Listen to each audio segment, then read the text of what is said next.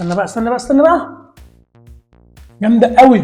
سمبوسه كنوله، بس ايه حدوته. حد بقى يقول لي ان في حلاوه احلى من الحلاوه دي. اوريكم اسهل طريقه لعمل الكاستر في البيت.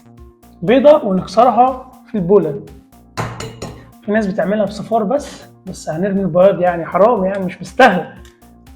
انا هعمل كميه على قدي، وهحط على البيضه كيسين فانيليا و3 4 معالق سكر، وكده كده السكر حسب الرغبه. ودوب البيضه مع السكر والفانيليا لحد ما تبقى كريمي كده كده زي الفل. احط هنا معلقه دقيق ومعلقتين نشا، واقلب الحلويات دي كلها كده مع بعض، واحط كوبايتين لبن تدريجيا بقى، يعني ننزل بشويه كده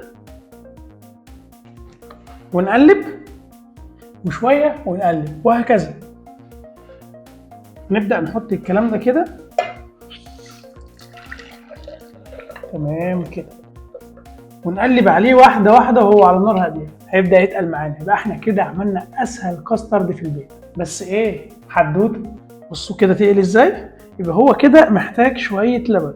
انا قصدت طبعا ايه اخلي اللبن انا اللي اتحكم فيه مش هو اللي يتحكم فيا. هنزل واحده واحده لحد ما اجيب القوام اللي انا عايزه. 100 100. الكاسترد بتاعنا جاهز. اول ما يبدا بقى خلاص يتقل ويبقى على جنب، هنحط فيه مكعبين زبده وندوب. السخونيه هتدوب الزبده خالص. كده الكاسترد بتاعنا جاهز. انا هسيبه يبرد بقى تماما عشان هو ده اللي هنحشي بيه السمبوسه. قبل ما نفرد السمبوسه هنقطعها كده ايه قطعه صغيره كده اهي. خلي دول على جنب عشان لما نيجي نفردها تبقى ايه واخده مثلث واحد. احنا كده بنعملها كاننا بناكلها بره. هنعمل الامير اللي بيمسك السمبوسه. بص بوله فيها معلقه ميه ومعلقه دقيق. احنا كده عملنا الامير. في ناس بتقفل ببيضه، في ناس بتقفل بميه بس، وفي ناس بتقفل بالميه والدقيق. فبراحتك كده كده المطبخ بتاعنا الاكله بتاعتنا محدش له حاجه عندنا. نفرد السمبوسه عشان نشتغل مره واحده. نجيب اول مثلث كده اهو، احنا اللي بنرسمه تمام كده اهو. نحط ايه طبقه امير ونقوم قلبين قلبه كمان اهو. طبقه الامير دي خلاص مسكت. احنا كده عملنا جيب. هنيجي هنا بقى هناخد الحشو اللي احنا نحبه. في ناس بتحشي شوكولاته، في ناس بتحشي كاسترد. تحشي بقى اللي انت عايز تحشيه، مكسرات، تحشيه اي حاجه انت تحبها معايا. اهو امشي بقى على نفس الحركه واحده واحده اهو. بص يطلع معاكم مثلث مسطره. اخر واحده طبعا هنديها جيب عشان تقفل ايه، هنديها امير عشان تقفل قفله اخيره.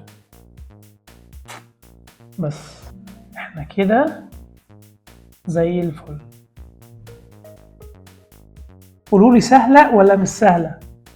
اي حد خريج هندسه يقول لي مسطره ولا مش مسطره. يلا هعمل الكميه كلها بقى بالشكل ده. اختبار لايه؟ سمبوسك ما بتفتحش. صينيه هتخش الفرن هنديها بخة زيت. احنا هنحمر السمبوسك في الفرن مش في الزيت. رص الجاتو يا بتوع البلاتو. مع السلامه يا غاليه. هنا بقى للمرحله اللي فيها دلع، عشان هنا بنختار احلى نوع شوكولاته احنا بنحب ناكله. فاهمين؟ فتحت بنحب ناكله ليه؟ لان ده الطعم النهائي بقى من الاخر يعني. طبعا نجيب اي نوع شوكولاته تكون مصريه. فانا هحطها على حمام بخار. يعني ايه حمام بخار؟ حله ميه ونحط عليها بوله وننزل بالشوكولاته بره كده. نحط بقى مكعب زبده يسيح كده مع الشوكولاته. بس بتحمر وش وظهر اهو. وطبعا الحشو نختاره براحتنا. ها بصوا يا جماعه كده الشوكولاته بتاعتنا سايحه ودايبه دوب وجاهزه. هناخد قطعه سمبوسك وهنغرقها هنا. بصوا اهو بمعلقه بقى باي حاجه كده، وهنطلع على ورق زبده عشان نسيبها تنشف تماما. وعلى ورق زبده اهو هنسيبها بالظبط 3 4 5 دقايق هتنشف خالص. بس انا قبل ما تنشف عايز اعمل حاجه. انا كنت ممكن اسيبها كده بس انا عندي شويه وافل كده اللي هو بالعسل حطيته على الوش. انا بحب الوافل اللي هو بالعسل ده، فانا حطيت الحاجه اللي موجوده عندي. بسم الله. هي طبعا مش محتاجه شوكولاته تاني، ده هي عايمه في الشوكولاته. سمبوسه كنوله، بس ايه حدوته، سمبوسه محشيه كاسترد ومتغرقه في الشوكولاته. حط اي حاجه عندنا ممكن نحبها، بسكوت، اي حاجه براحتك، المطبخ بتاعنا الاكله بتاعتنا ما حدش له حاجه عندنا. انا كده خلصت حلقه النهارده، يا رب كنا قدرت اقدم لكم حاجه تعجبكم. ما تنسوش تقولوا لي الحلقه الجايه عايزين تاكلوا ايه. سلام.